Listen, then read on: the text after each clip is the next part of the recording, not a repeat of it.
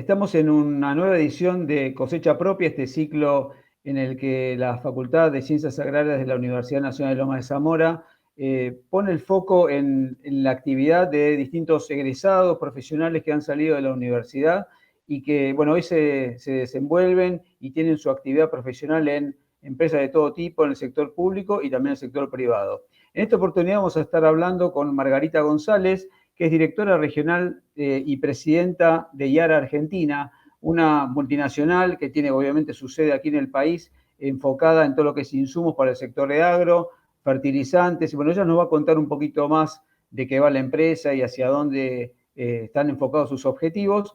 Y vamos a hablar también, bueno, de su paso por la facultad, qué es lo que le dejó y demás. Así que bueno, empezamos ya con la entrevista. Bienvenida, Margarita. Y bueno, empezar preguntándote cómo fue ese inicio, digamos, cómo es que decidiste estudiar en la Facultad de Ciencias Agrarias de Lomas de Zamora, no sé, vivías en la zona, ¿por qué te decidiste a estudiar allí? Muchas gracias, Carlos, por la invitación y un gusto estar con ustedes hoy. Así que cuando me contactaron para hacer esta entrevista, buscando espacios en la agenda y tratando de compatibilizar, me dio mucha alegría poder concretar este espacio porque realmente tengo los mejores recuerdos y sin duda la facultad me dejó un gran aprendizaje que es lo que en parte me ha llevado hasta donde estoy hoy, ¿no? Así que gracias por este espacio. Y la facultad, como decía, fue un pilar para mí.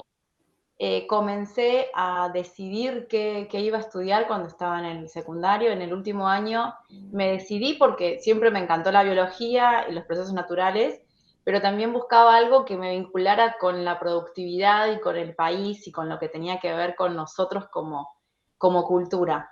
Y bueno, papá me ayudó a barajar algunas oportunidades y posibilidades. Yo viví, en ese momento estaba viviendo en Temperley, así que me quedaba muy bien ir a Lomas, me acerqué a la facultad y me encantó el ambiente que había, sentí que era como una gran familia, que de hecho en el tiempo se confirmó, una facultad relativamente chica, pero con muy buen nivel académico, y tras el paso por la carrera fui confirmando bueno, que eso era así. Así que con mucho gusto y con mucho orgullo transcurrí mis 5 años de cursada. Vos sos ingeniera agrónoma, ¿verdad? Ingeniera agrónoma, sí. ¿Y cómo fue esa cursada, digamos? ¿Cómo fue tu facultad? ¿Te fue fácil? ¿Tuviste alguna dificultad puntuales y cómo lo sorteaste en todo caso? Sí, tuve dificultades, muchas. Como todos. Sí, al principio, bueno, en mi secundario siempre me incliné mucho por las materias más sociales, las materias más vinculadas con comunicación. De hecho, el secundario donde yo asistí era con orientación en comunicación social y teníamos periodismo, todas estas materias más blandas que me ayudaron muchísimo a adquirir también más competencias comunicacionales. Para mí eso era fundamental. Y cuando fui a la facultad, donde empezamos a tener materias más duras como física, química, tres matemáticas, ahí empecé como a Sí, tener muchos desafíos. Estadística, bueno, fueron como las más difíciles, pero bueno, creo que después de los primeros 2 años eh, se encaminó empecé a todo. tomar más la parte productiva de biología y ahí fue distinto, pero sí, al principio fue para mí bastante costoso, sí. Y decime, Margarita, qué es lo que pensás que más te aportó la facultad para, bueno, tu desarrollo profesional? No sé, hoy tenés un puesto muy importante en una multinacional, pero habrás tenido otros trabajos antes. ¿Qué te dejó como herramientas, digamos, el paso por la universidad? Yo creo que más allá de lo puramente técnico, que de vuelta creo que hubo muy buen nivel, me dejó un concepto de cercanía con las personas, de adquirir la habilidad de vincularme con colegas con backgrounds muy diferentes. En la facultad había mucha gente del interior, entonces entender las diferentes visiones, las diferentes experiencias que cada uno traía, para mí fue muy enriquecedor.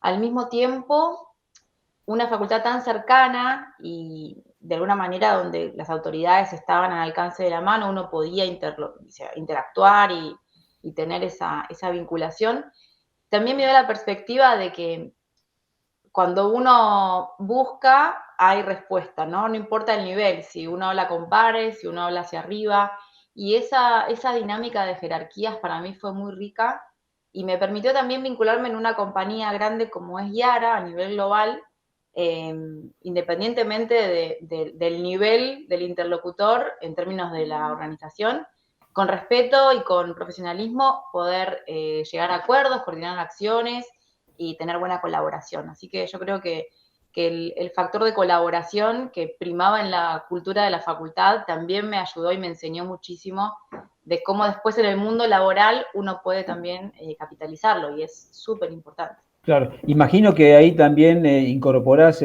bueno, tus habilidades, tu conocimiento en materia de comunicación, ¿no? Que mencionaste recién, para un puesto como el tuyo es importante, ¿no? Digo, poder interactuar con distintas personas, con distintas realidades, ¿no? Yo creo que la comunicación es todo. Podés ser el mejor técnico del mundo, si no podés comunicarlo y lograr multiplicar los mensajes, es muy difícil ganar escala. Y creo que en la medida que uno va creciendo en la carrera, dependés de otros para poder multiplicar, para poder tener impacto. Es imprescindible realmente poder comunicar, y no solamente la comunicación en términos de lo que uno transmite o de cómo enuncia un mensaje, sino de la escucha, ¿no? Comunicaciones de dos vías. La comunicación sucede en los oídos y en los ojos de la otra persona. Claro. Entonces, poder sintonizar, poder ajustar, poder enganchar es un gran desafío. Así que todo lo interpersonal creo que es fundamental para completar un perfil profesional. Decime, cuando estabas estudiando, ¿pensaste en algún momento que tu carrera iba a llevarte al puesto que tenés hoy? O bueno, quizás tuviste algunos puestos importantes también en otro momento de tu carrera, ¿no? ¿Pensaste que, bueno, como que ibas a llegar a ese nivel? Realmente no me imaginaba, y de hecho en los primeros años de mi carrera, cuando te preguntan, bueno, en las entrevistas, bueno, ¿cómo te ves de acá a 10 años? Uy, es una pregunta súper difícil. Claro. Bueno, a 5 años, bueno, está bien, me puedo imaginar, pero la verdad es que eh, La la vida te va construcción se llevando, ¿no? hace, la vida te va llevando y la construcción se hace en el día a día. Y pienso que más que hablar de carreras, uno habla de caminos, ¿no? Entonces, se van abriendo puertas, uno va tomando decisiones, uno va eligiendo. Creo que el liderazgo en la vida profesional eh, tiene una perspectiva súper importante, y más en el contexto de Argentina, donde cada decisión, o sea, se cruza con lo profesional, la vida personal, el contexto país que cambia todo el tiempo. Entonces, pienso que hay que tener muy clara lo que uno está dispuesto a ceder y lo que uno quiere como camino, independientemente de a dónde llegues. O sea, si mañana llegas a ser tío o llegas a ser analista, mientras que estés haciendo lo que te guste, creo que eso es lo importante. Por eso, conózcanse a ustedes mismos, y le hablo ahora a los alumnos, conózcanse a ustedes mismos y siempre céntrense en los que les da placer, en los que les da retribución, más allá del salario, más allá del título, porque trabajamos muchas horas por día. Entonces, Claro. si hacemos algo que no nos gusta, Sí, es un una padecimiento. tortura. Es Claro. una tortura. Claro. Vamos a enfocarnos un poquito en tu actualidad, digamos, ¿no? En principio, contanos un poquito más, ¿qué es Yara y qué es lo que hacen aquí en Argentina? Bien. Yara es una compañía noruega que está en más de 150 países actualmente. Casi todos, ¿no? O sea, tres cuartos del mundo. Exactamente, con oficinas propias en 50 países. El modelo de negocios de Yara es diverso en diferentes mercados. En Argentina nuestra cadena comercial está muy apalancada en la distribución, o sea, en agronomías, cooperativas, clientes que a su vez venden a productores, perdón, y en algunos casos también tenemos venta directa a productores. Lo que reina como premisa es nuestra estrategia y nuestra ambición. La ambición de Yara es construir un futuro alimentario positivo para la naturaleza, y con este lema, de alguna manera, estamos buscando traccionar e implementando 3 ejes principales. Uno es la neutralidad climática, agricultura regenerativa, y el otro es prosperidad. Voy a empezar por prosperidad porque es como el más terrenal y el más del día a día y lo que viene de historia. Es para que haya todo lo demás, necesitamos que sea un negocio para el productor, para la cadena de distribución y para Yara.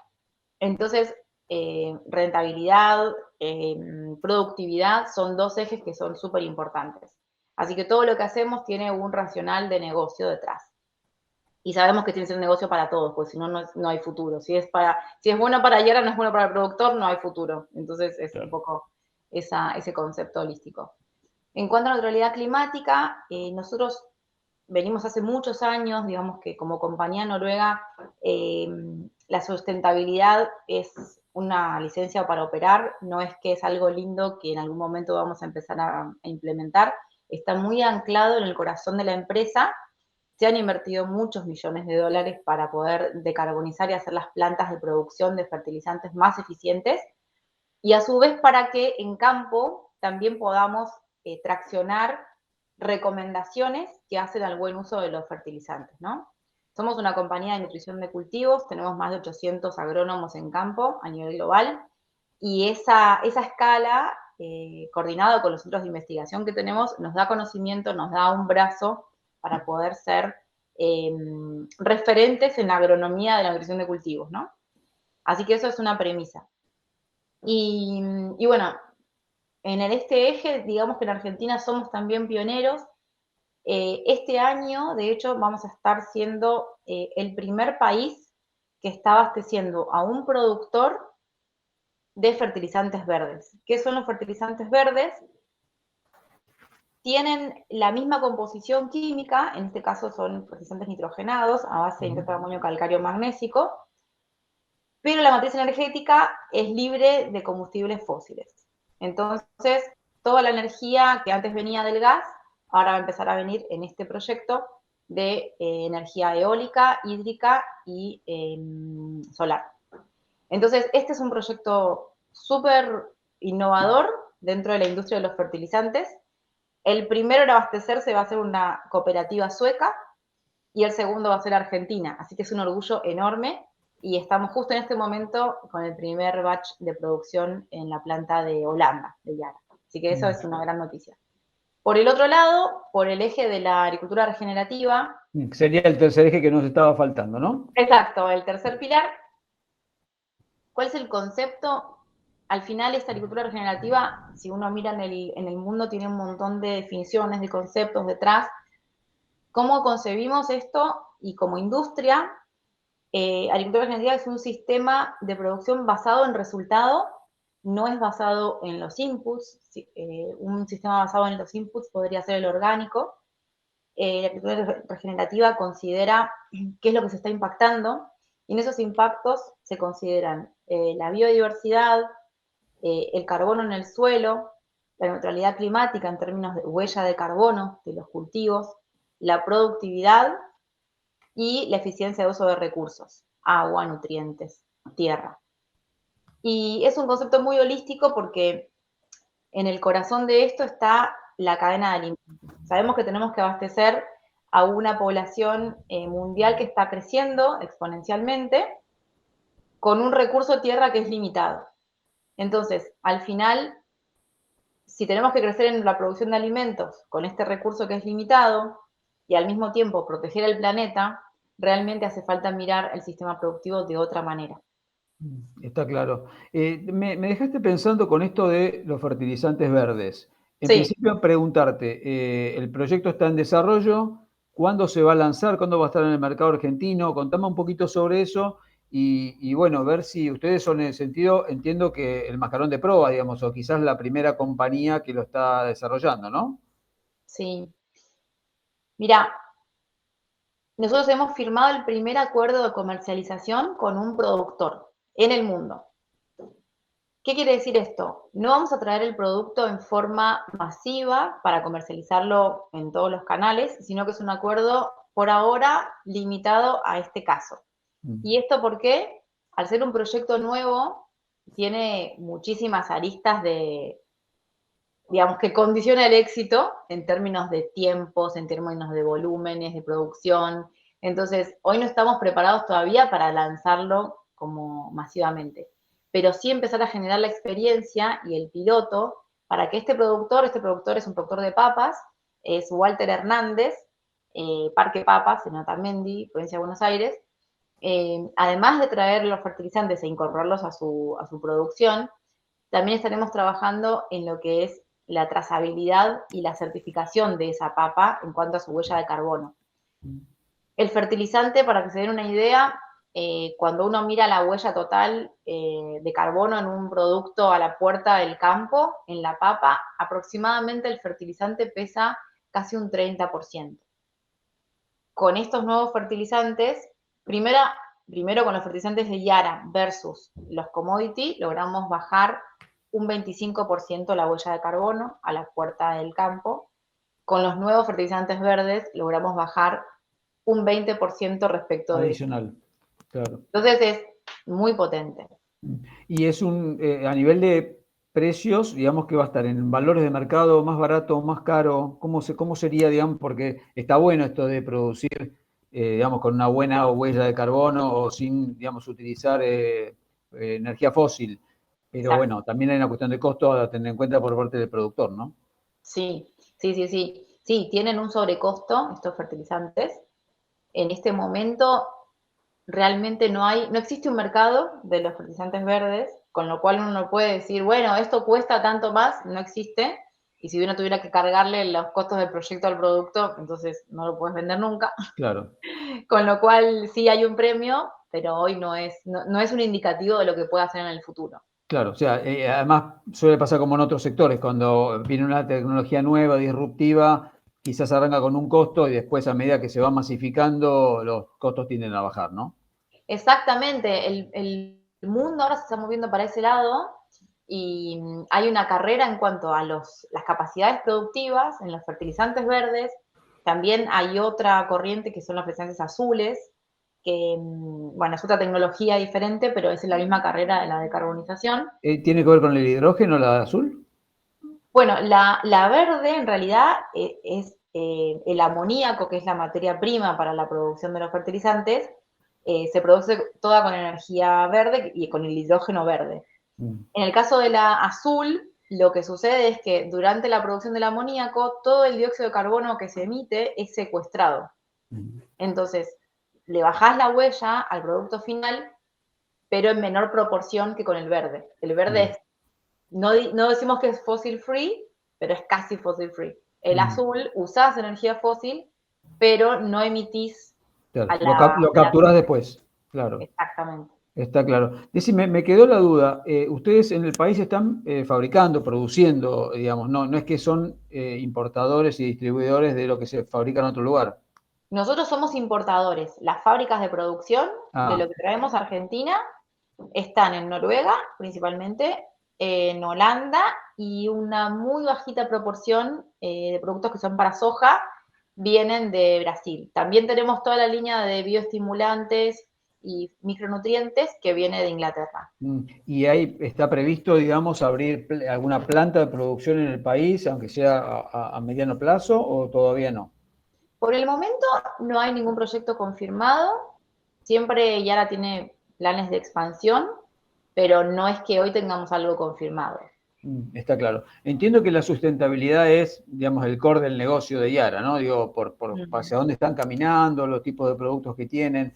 Contame un poco hacia qué productos están enfocados los fertilizantes. Ahí hablaste de papa, pero entiendo que también tienen que ver los granos y algunos otros, ¿no? Sí, mira, la verdad es que tenemos un portfolio muy flexible. Diría que históricamente hemos estado presentes en segmentos como la yerba mate, somos muy fuertes allí, las hortícolas, el tabaco, los limones, el ajo en Mendoza. Bueno, estamos presentes en las economías regionales muy fuerte.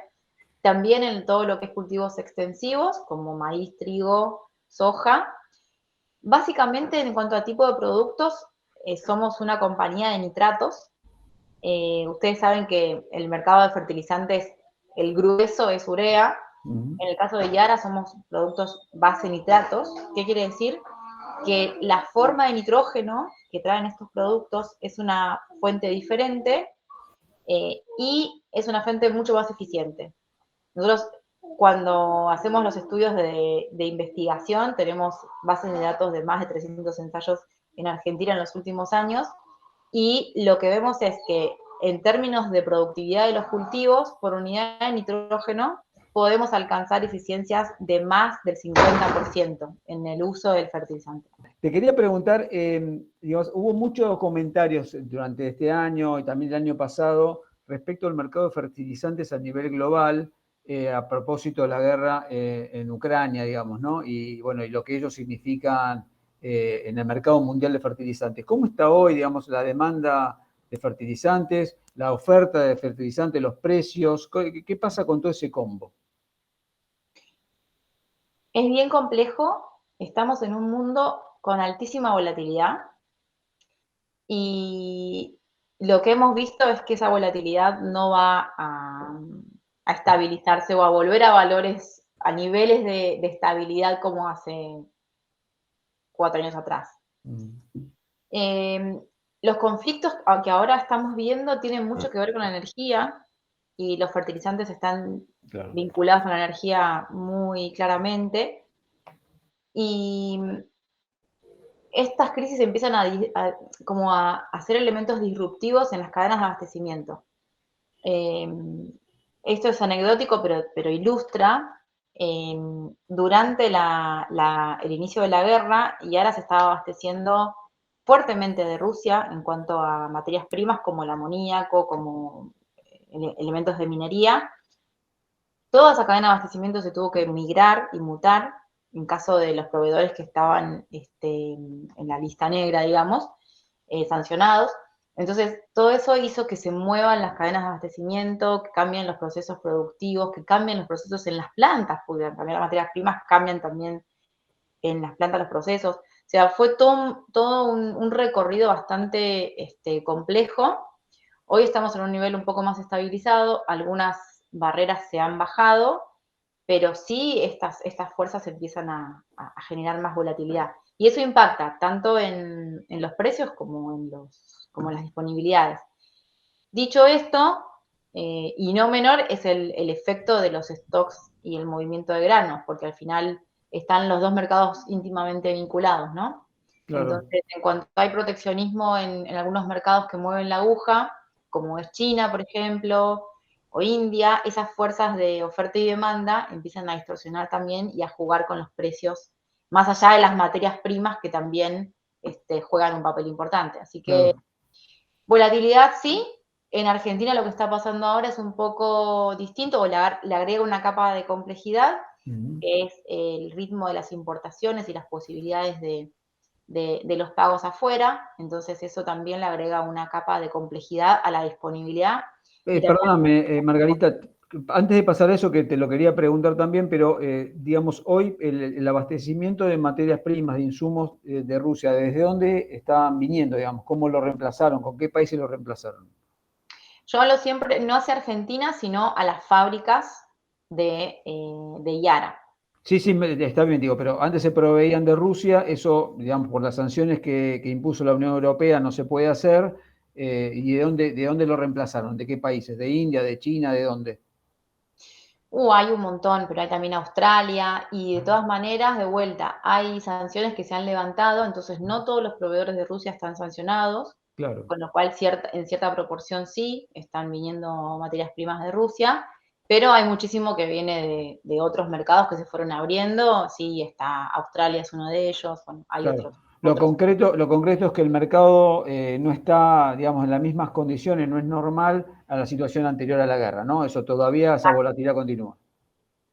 exacto.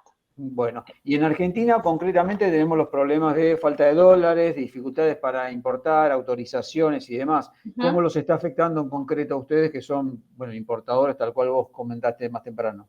Sí, nos afecta lo mismo que al resto de la industria en términos de que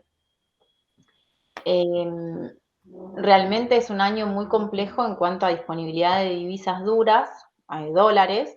Entonces, todas las importaciones que uno antes podía pagar a su casa matriz o a su proveedor en el exterior a 30 días, hoy tenemos 180 días de plazo para pagar. Y eso, bueno, genera un círculo financiero, genera restricciones al final en términos de las posibilidades de traer los volúmenes. En Argentina solamente el 30% de los fertilizantes que se consumen, de los 5 millones que es el mercado, se producen localmente, entonces tenemos una fuerte dependencia de esas importaciones, pero bueno, al no haber dólares también se han restringido esas posibilidades, y sobre todo se ha como hecho más lento y más complejo el proceso de autorizaciones. Entonces, Claro. bueno, todo lo que antes era hacer una solicitud, traer un barco y pagarlo a 30 días, hoy lleva más tiempo en autorizaciones, lleva más tiempo también los pagos, con lo cual, bueno, todo eso hizo que cambie la forma de trabajo y se siente localmente también que hay cierta restricción en la disponibilidad. Mm.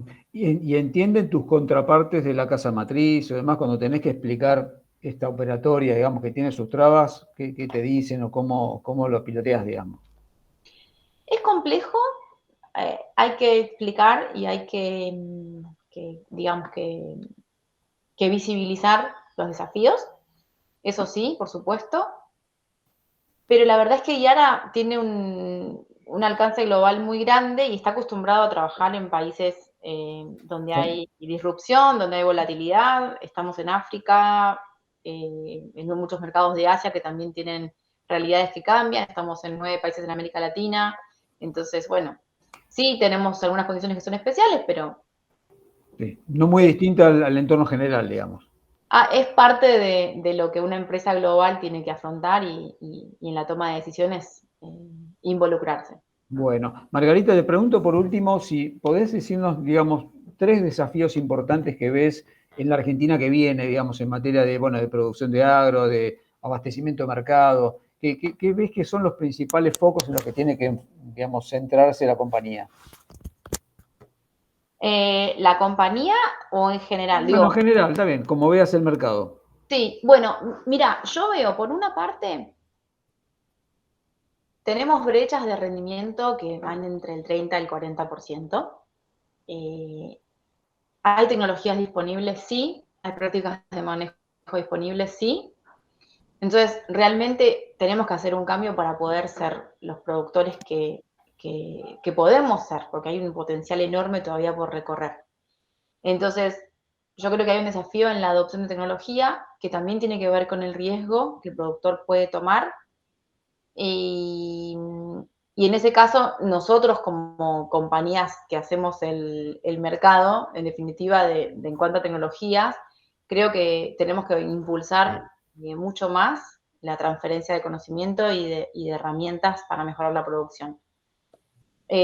Otro desafío que yo veo es la adopción de fertilizantes, no solamente por lo que van a aportar a cerrar esta brecha de rinde, sino también por el cuidado del suelo.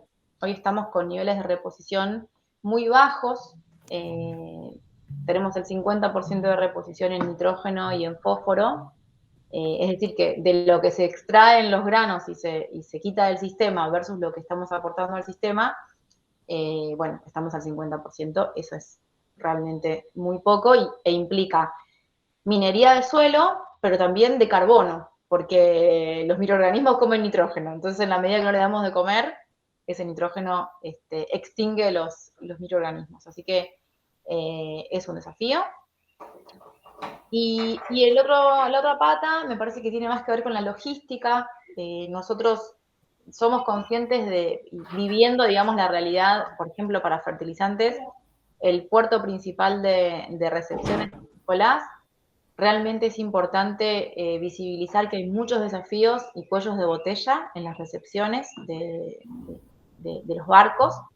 Entonces, las demoras son altas, no es eficiente el sistema y no tiene que ver con el puerto o con el muelle, sino tiene que ver con que los volúmenes son muy concentrados en la temporada, es una temporada muy corta en Argentina, muy estacional, y bueno, hace falta inversión, hace falta más infraestructura para poder abastecer el mercado que hoy ya está con cuellos de botella, cuando lleguemos a los niveles que hace falta.